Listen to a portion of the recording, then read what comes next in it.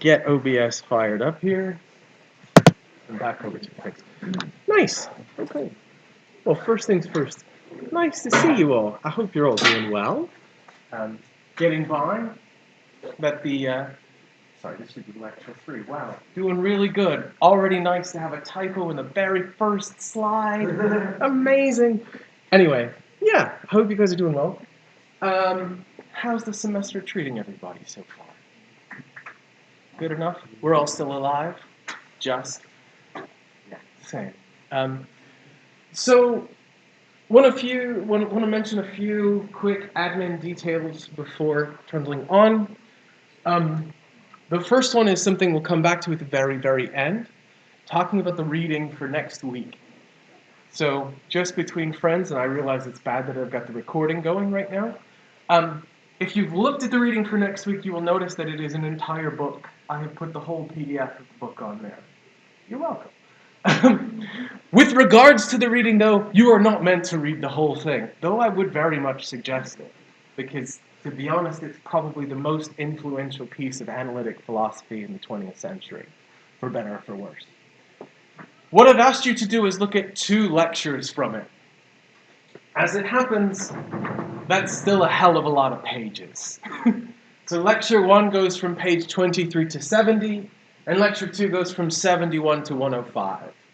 Let me say now, if you have the time, please do read both. If you do not, which I absolutely understand if you do not, just read lecture 2.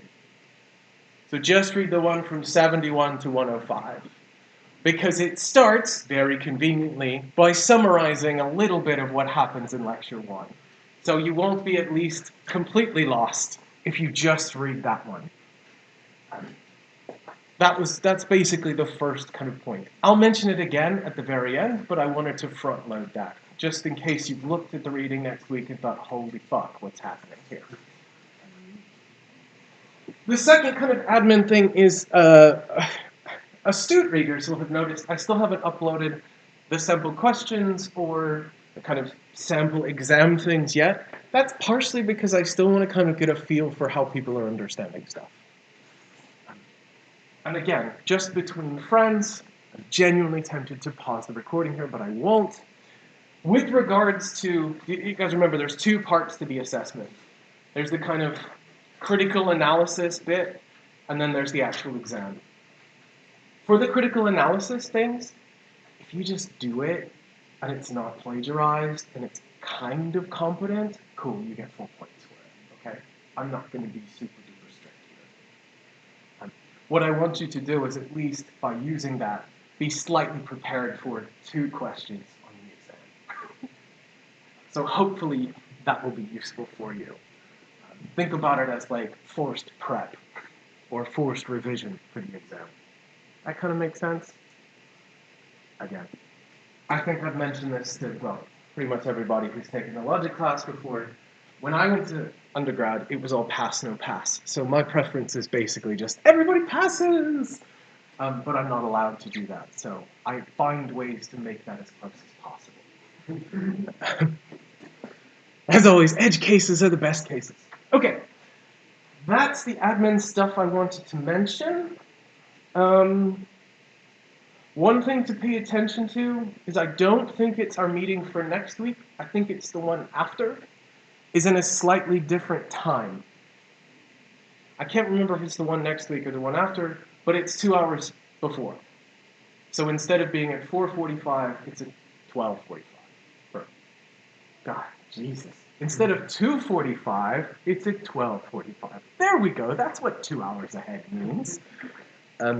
Again, check my timetable. I think it's even in the same room. It's just literally like they kicked us forward a couple hours. I have no idea why. Whatever.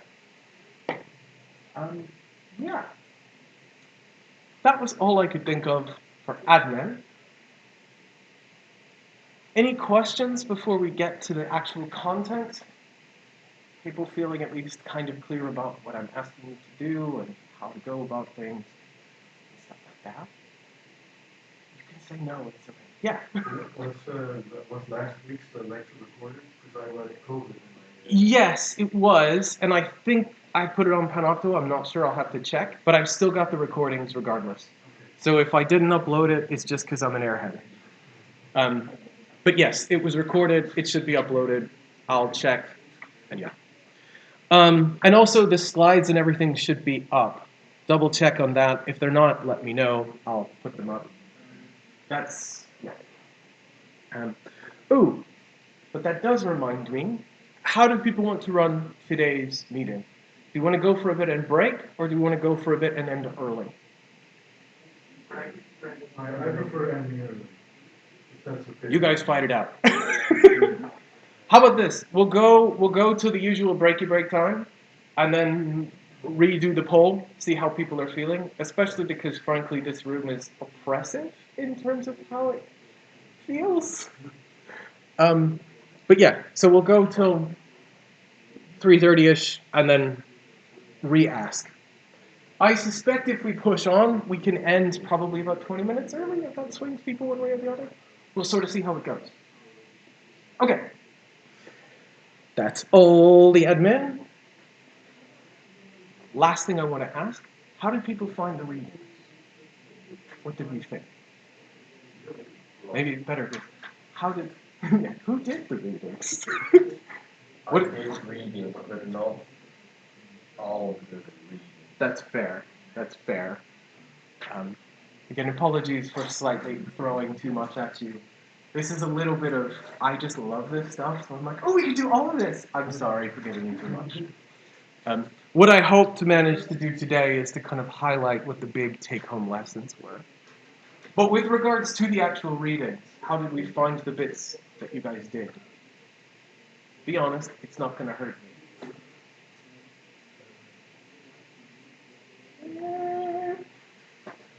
Not so thrilled? Well, Russell can write clearly, but I still did not manage to get everything. But it is on me, not on him. That was clear for me. That's okay. I mean, the important thing is that you got something. That's, if you got everything, then I'd be out of a job. So it's good. Yeah. So I guess one of the things to kind of take home here is so to talk about the three readings.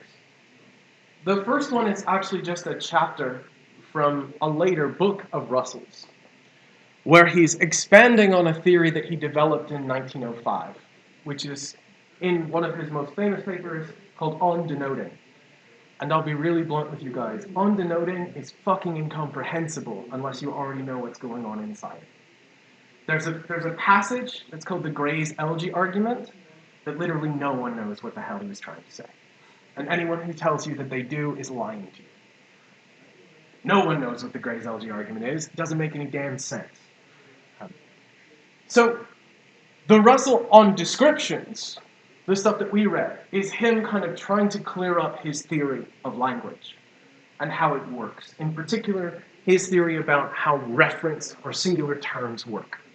And then the paper from Strawson, which is another kind of famous paper, is effectively Strawson raising one really big issue for Russell. We're going to come to that at the very end.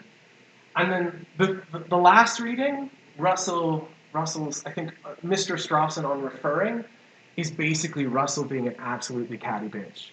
I'm like, Strawson, you don't know what you're doing. In the most backhanded writing possible. It is amazing. If you haven't read it, just give it a read. It's like 6 pages long. It's super quick. And we'll talk about what the main point of it is, but it's worth getting it just for the language, because it's incredible. Okay, so here's the plan. So what we're going to do to start with is very quickly review Frege. Talk about the basics of what Frege's picture is, and talk in particular about the problems that we mentioned at the very end. Because we didn't really get to cover those much in depth, we went a little quickly. I want to make sure everybody's kind of clear on what those issues were. Then I want to talk about some particular issues that Russell raises with Frege's view. Fittingly, one of the issues we mentioned is actually from Russell. So we'll just duplicate the slide. It's beautiful. I just changed the title card, I think.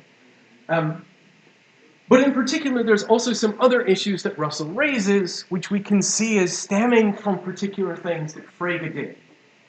And they motivate what Russell wants to do. And Russell effectively wants to keep something that's so close to Frege's picture, but doesn't have a bunch of the consequences that Frege's picture has. And the way he's going to do it is by thinking about descriptions. Two kinds, definite and indefinite. More on that in 15, 20 minutes.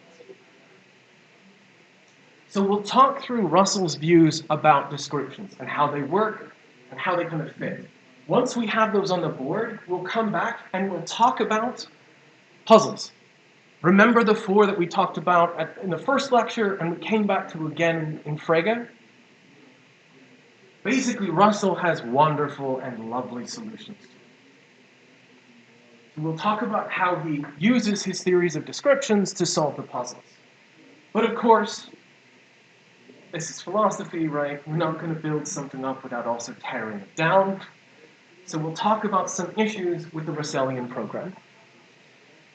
And then we're actually going to end by talking about the kind of overlap between Frege and Russell. Because, again, they're different, the details are different, but the overall picture, in particular with regards to singular terms, is so close. We can think of them as basically the same. So we'll finish by talking about the Frege-Russell view of singular terms. And that's what our next lecture is going to be about. In particular, it's Big Saul Kripke coming along and saying, you guys are so wrong, it's unbelievable. It'll be fun. I look forward to it. So okay, that's the plan. Let's rock and roll. Ooh, I should mention, this is Russell in 1907. So this is right when he's writing this on description paper that we read. He's pretty handsome man. Did okay for himself. So, what's the Fregean picture? The core of the Fregean picture is what we have at the very top. Terms, words, signs have two parts to them. They express senses, and these senses then determine reference. And the senses are these sort of abstract objects. They're not concrete, they're not ideas, they're not in our heads, they're not subjective. They're out there, and they're what is linguistic meaning. They're shared and public. And when we think about things like singular terms, so names, definite descriptions, stuff like this, they're basically descriptions that pick out the relevant reference. So when we have Bucephalus, right? Bucephalus, as a name, expresses some particular sense. Exactly what's in there is a little bit unclear, but it's something like a description, a rule that takes us from the term to the thing itself, the horse. And not just singular terms have senses. Every bit of language has a sense, if it's meaningful, according to Frege. And importantly, we can combine senses. That is, sentences, full linguistic expressions, well, they have senses too. But their senses are special. We call them thoughts. Fregean thoughts. And note, these, again, aren't subjective. They're not in our heads. They're public. They're shared. It's what we all mean when we all use the same sentences. And these thoughts also get us to references. So sentences have senses, i.e. Fregean thoughts, and they have reference. The reference are truth values, the true or the false. Importantly, Fregean thoughts are literally built up out of the senses of the words that make up the sentence. So, for example, the sentence, Socrates is wise, expresses a thought. And this thought is composed of the sense of Socrates and the sense of is wise. And then the reference here is going to be true, because Socrates famously was the most wise of men. And using this big, broad picture, Frege can solve all of the issues, or many of the issues, that we started out with. In particular, Frege was really worried about how identity statements could be informative. How is it that you might learn something when you learn that A is identical to B? Well, the answer is because the expressions have different senses. You're learning that the sense that's expressed by this thing and the sense that's expressed by this thing pick out the same referent.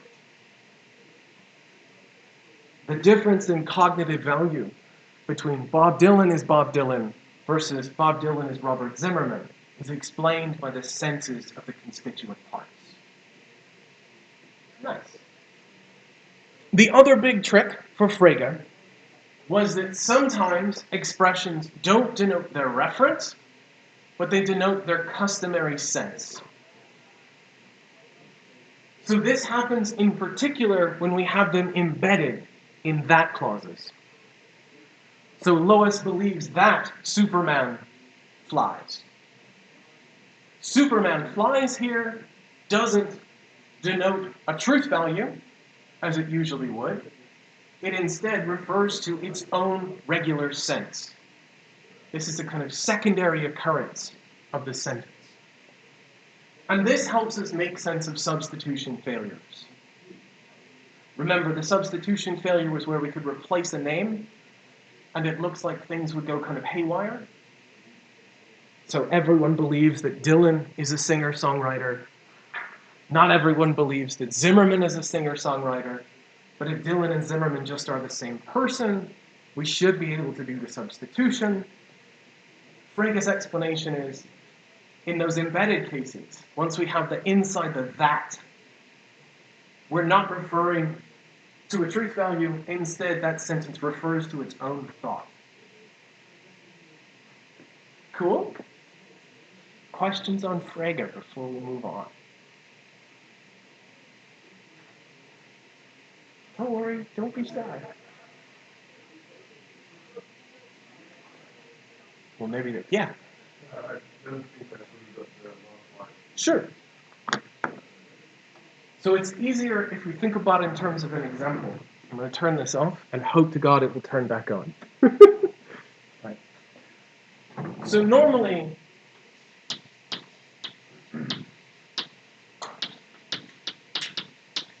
let's ignore the fact that Superman doesn't exist. Let's just assume he does because the world would be so much better. Well, at least for Americans. So, according to Frege, this sentence expresses a thought.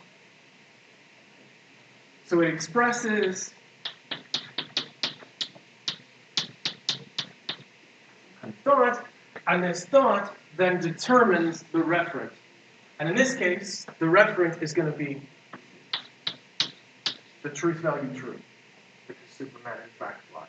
Again, on the assumption that he exists. So far, so good. Expresses the thought gets you to the reference. Now, what happens when we say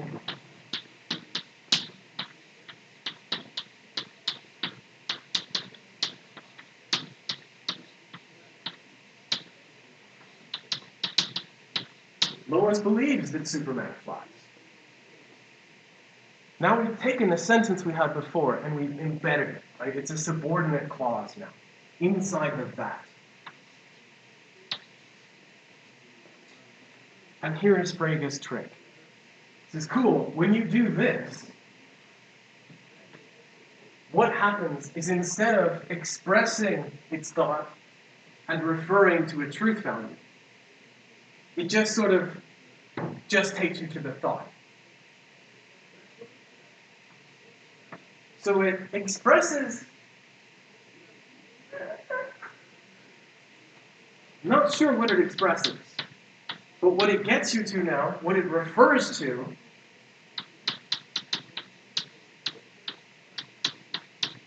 is the thought that it normally expresses. That's the trick. Now, how does that, before we talk about how that helps with substitution, do we get the picture? So now, how does this help with substitution? So take Lois believes that Clark Kent flies. which is just a straight substitution instance, because Superman is Clark Kent, dun dun dun, right? Well, we want to explain why this is true and this is false. Here's the trick.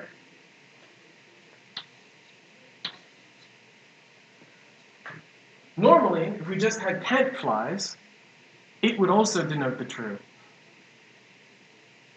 It would go through a particular thought, and it would refer to the true as well.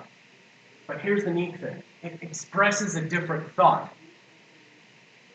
So if this one was thought 1, this one expresses thought 2. Which means, when it's embedded in the that clause, it doesn't just express a different sense,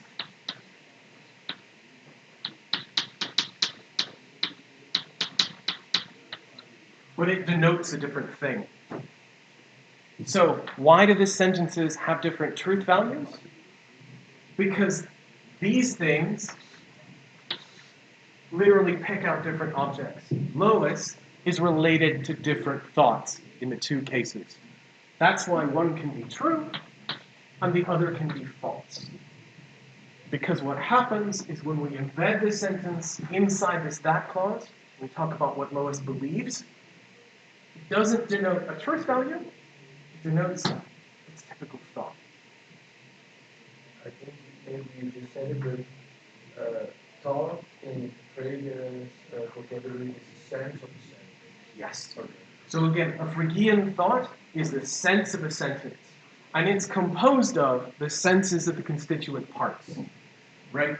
So the thought expressed by Superman flies, if you want to think about it this way, is kind of composed of the sense of Superman plus the sense of the predicate flies. And that's what this thought is. And I put it in the squiggly things, not because it's like a thought bubble, because it's not mental, but because I don't know really any other way to kind of mark it off. It's an abstract object with other abstract objects as parts. It's not subjective, it's objective. Okay. Cool. Good with Frege? Other questions? Yeah. We'll come back to, unsurprisingly, we're going to come back to something like this with Russell. He's going to do it a different way. Right. Everybody cross your fingers that this thing works again. I mean, that's a good sign.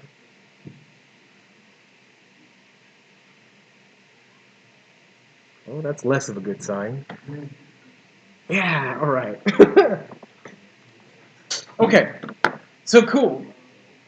Now, we saw how, and we talked about how Frege can help us resolve a bunch of problems, like the puzzles that we sort of started with in the first lecture.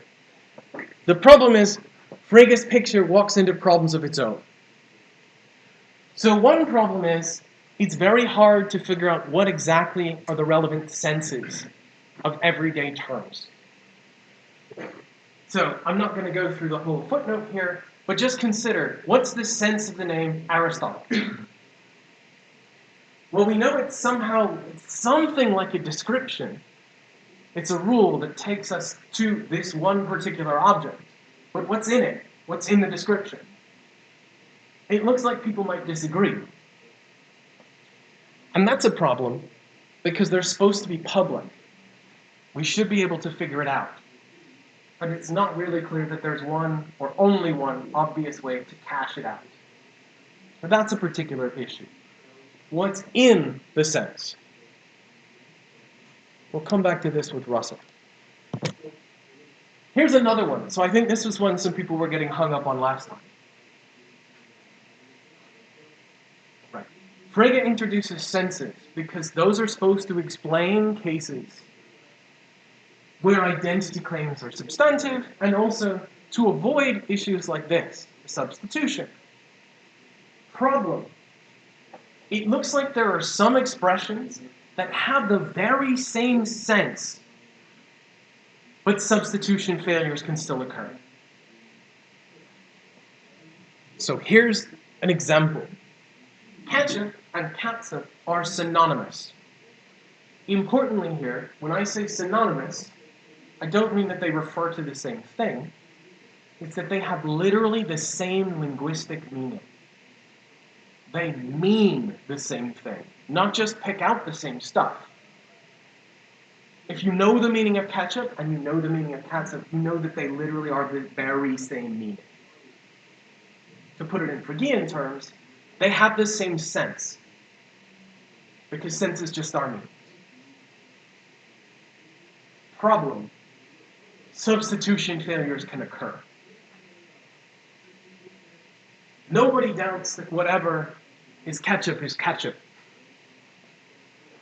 because that's just the same thing, right? Everything that's this stuff is this stuff. Cool. Problem: it seems pretty plausible that one might doubt that everything that's this stuff is this stuff. But that shouldn't be possible, because they're synonyms. They have the very same meaning. That is, they express the same sense. And if senses, difference in senses, was supposed to explain what's going on in the substitution cases, this should be impossible. Either then, they're not synonyms, they literally mean different things, in which case senses need to be incredibly fine-grained, or senses by themselves don't do the job to solve every substitution case. But that's the trick here. It's basically that for all of Frege's amazing machinery, there are still weird cases where substitution fails, even though we have the same sense with both terms. So that's Mates' puzzle. It's a big bad one for Frege. The last one that we want to talk about today, anyway, has to do with truth-value gaps. So one of the things that Frege said with regards to, well, that should be France, not Frace. I don't know what the king of Frace is.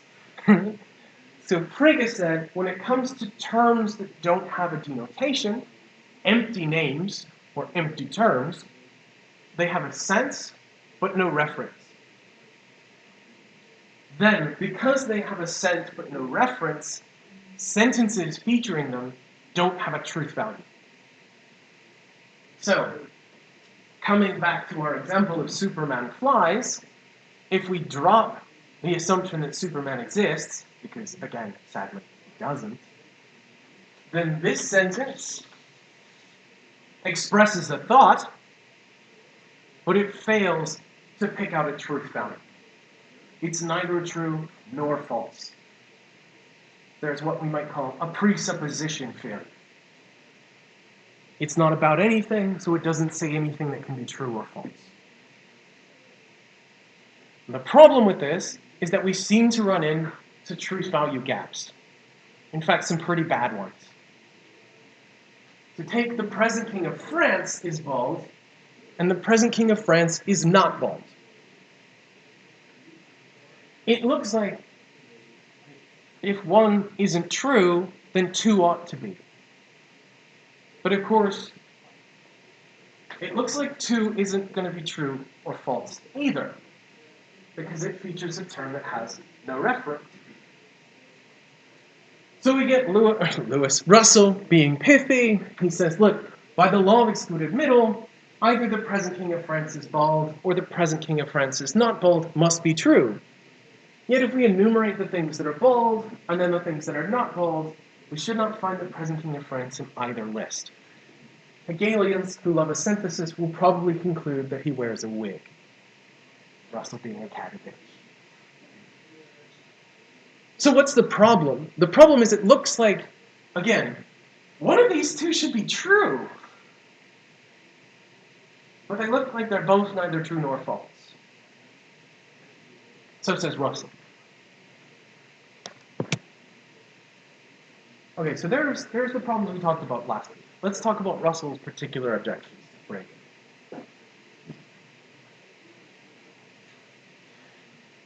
One other issue that Russell had was a kind of notion of aboutness. So Russell said, look, Frege, you're committed to this idea. A subject-predicate sentence, something that says like A is F, so Socrates is wise, Nathan is American, Santa Claus isn't real, is true if and only if the referent of the subject is a member of the extension of the predicate. Kind of dropping some of the set theoretic talk there, it's going to be true if and only if the thing picked out by A is one of the F's. Whatever the hell A is, whatever the hell the F's are. Nathan is American is true if and only if the thing picked out by Nathan is one of the Americans. Let's think about this once we start extending it. Take two sentences. The present King of England is bald. The present King of France is bald. Well, it looks like sentence one is technically false now. But also it's clearly about somebody. It looks like it's a subject predicate. It's about Charles, specifically Charles III. But if that's right, then sentence two is about the present King of France. But if it's about the present King of France, then it looks like we have to have a present King of France. How can it be about something if that something is nothing at all?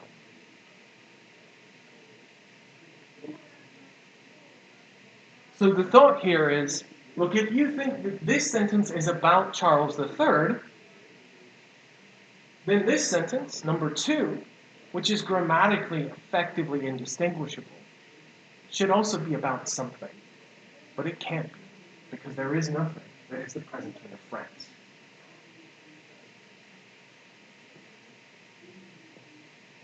So there's a grammatical issue here.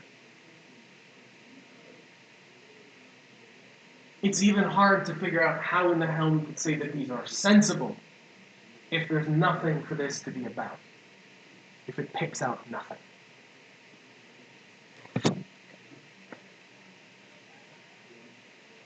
The second issue is one that kind of Russell, in On Denoting, uses a very silly example, so we'll use a slightly different one. Here's a claim. If the present King of France is bald, then my shirt is black. Consider that conditional. If the present King of France is bald, then my shirt is black. Here's something cool. That conditional is true. Now, rack your brains to go back to logic several years ago. Do we remember why it's true? Yeah? That's you're saying then the thing before it is false, then it must always be true. That's good, but it's also the other way too, right? If the thing after them is true, then the conditional is guaranteed to be true. So this conditional should be true. But on Frege's view, it doesn't even have a truth value. It's a bit like saying, if then my shirt's black. That doesn't seem right. It looks like the best thing to do is just to say, no, antecedent's false. Consequence true, cool, conditional's true. So here's the general problem. It looks like we can embed sentences featuring empty terms into logical connectives and get out complex sentences that are either true or false. Did people do some stuff on the Frege-Geach problem in any of your ethics stuff? So it's a similar kind of issue if you're an anti-realist or a non-cognitivist about is good. You can embed X is good inside a conditional, which then is a problem if you think good just means hooray, if you're an expressivist, say. Again, the basic thought here is this one. It looks like we can embed these sentences that are supposed to not have any truth values at all into connectives, and the result has a truth value.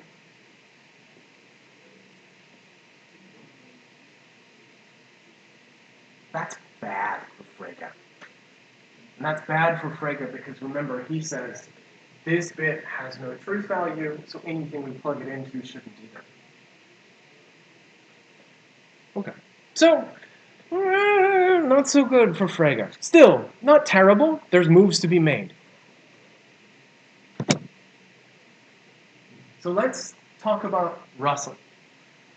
And of course, to do Russell, we unfortunately, we've already done it a little bit, but we have to talk about logic. In particular, it's helpful to start off by thinking about two expressions, two sentences we might say. First one is, someone's 2 meters tall. So what do we have when we say someone is 2 meters tall? One way to read it is something like, X is 2 meters tall is sometimes true. Or to put it another way, there's some name that we can fill in here for the X that will give us a sentence that's true. Exactly who? Unclear. Plug in some of your names until we find someone who actually makes it true. But that's basically what our top sentence says. And we can capture this using the existential quantifier. Probably some of you are having nightmares or non-flashbacks. That's all the existential says. It says, hey, there's somebody that you can fill in, replace the X with, that will make this sentence true. Here's another one. Every cat is cute. What does this say? Well, it says something like, hey, if X is a cat, then X is cute is always true, regardless of what we fill in for X. You can plug anything you like in here. This conditional claim is always going to be true. We can express this with our quantifier. We can say, hey, for everything, no matter what you replace in here, if it's a C, then it's a U, where C here means cat and U means cute. Again, it's just helpful to sort of see how the formalism lets us capture some other underlying ideas. So the quantifiers here give us ways to capture the English expressions. Or another way to think about it is they're functions we can apply to expressions. They basically say, hey, take this kind of incomplete expression. The function, universal one, tells us how you can fill it in. This one says, you can fill it in with everybody. Doesn't matter. And this one says, like, take that. You can replace the X with at least one person.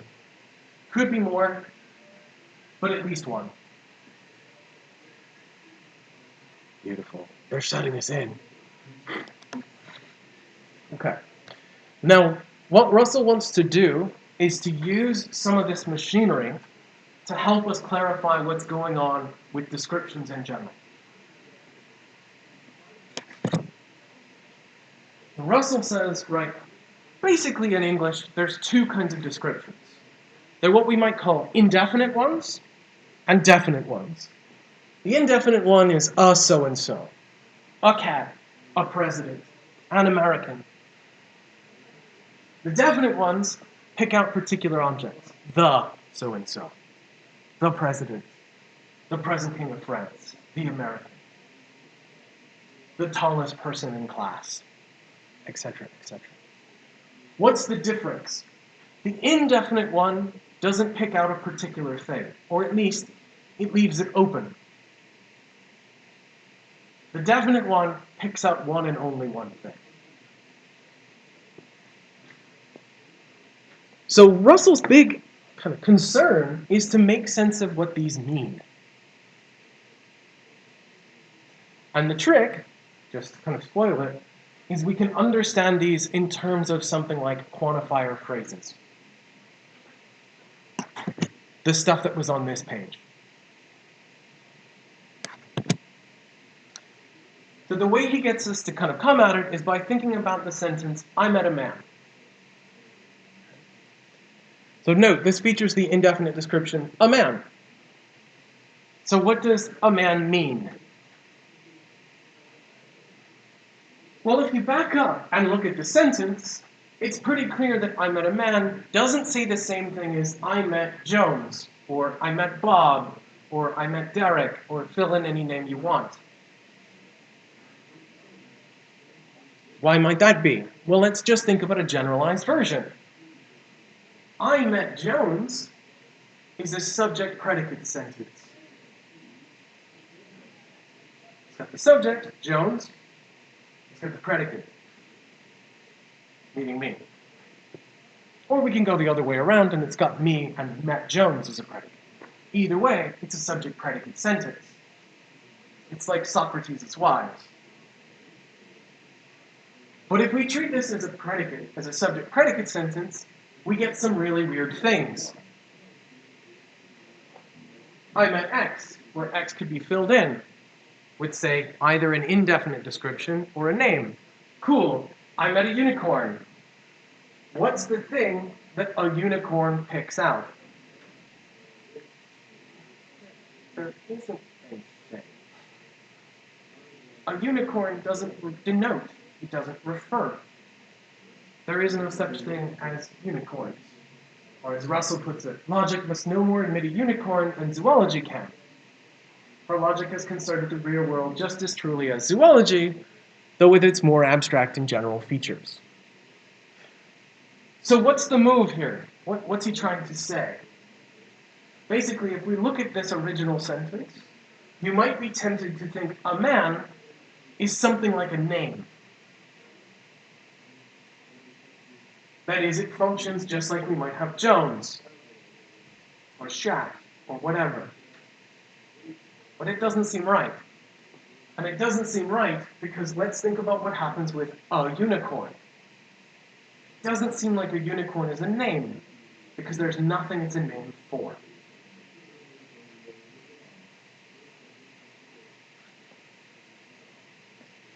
So this isn't a good way to understand I met a man. It's not going to be something like a name.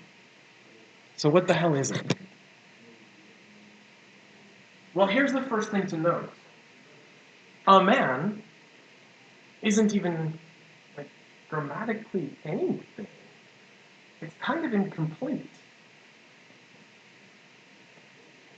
It's not like Superman flies, where it's a proposition or a sentence that can stand on its own. It's got a gap. It says something like, is a man.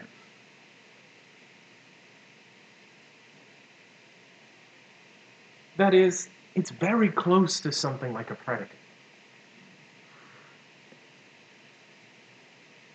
To say a man is to kind of not quite get you all the way to a sentence. We need to add some more stuff. Aristotle is a man. Cool. Note what we're saying there is effectively predicating manhood to Aristotle.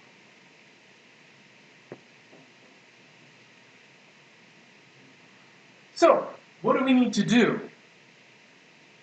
In order to get anything that could even have meaning, you got to fill in the gap. We can't just leave it with is a man. And one way we might do that is by using what we can think of as propositional functions. These are really just fancy ways to say something like some, all, none, every. What are these? If we look at these ones, they're the quantifiers.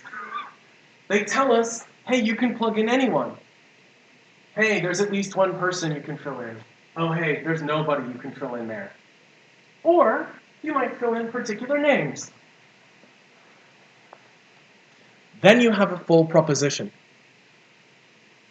So what is a man?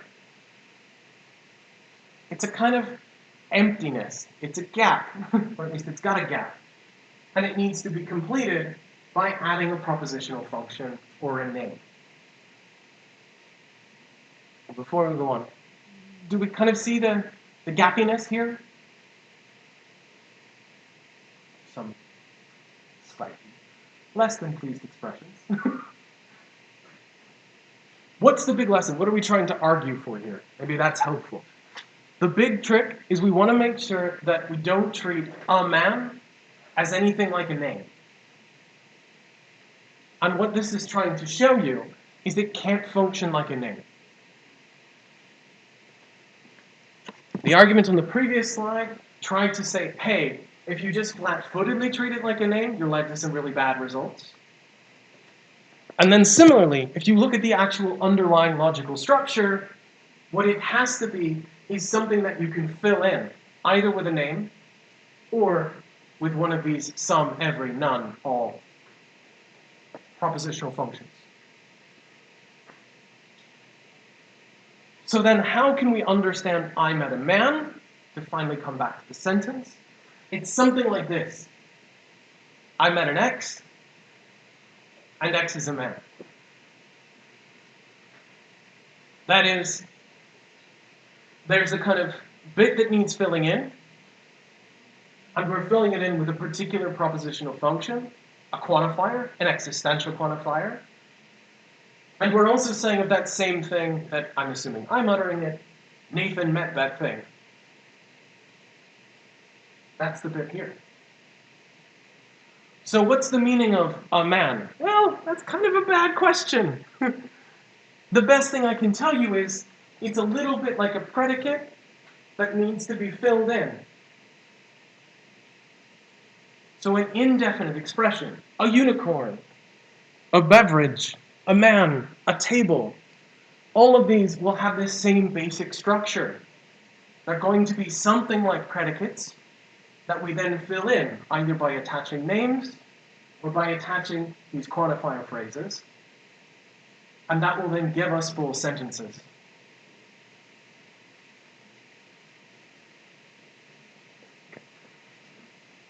How are we feeling about this so far?